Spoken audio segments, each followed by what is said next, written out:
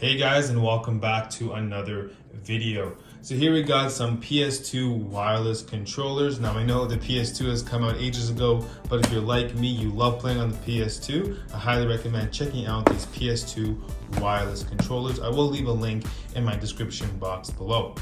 Alright, so let's get started here. So I did order these off on Amazon. They're fairly inexpensive. You probably get a pair of two for about $20 or $30. So here we're gonna pull these out. They look, right off the bat, they look pretty good.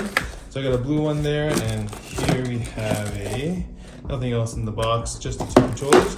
Got a green one here. All right, so let's pop open the blue one here.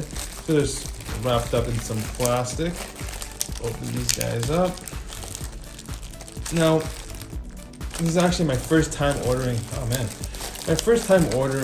wireless controllers for the PS2. I wanted to give it a shot.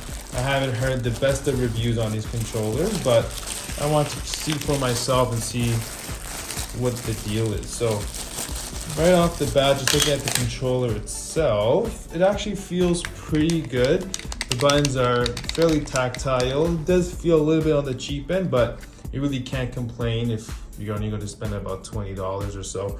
So not bad. Here we have the wireless adapter for the PS2. Now a quick look around, it does look like this runs off some batteries. So let me just pop this open.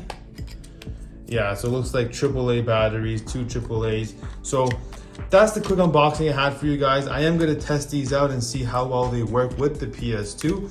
Look for another video I'm going to post maybe in the next week or two. My thoughts on using this wireless PS2 controller. So as always guys, thank you guys so much for watching. Please leave a like, comment down below what you think, and I'll see you guys in the next video.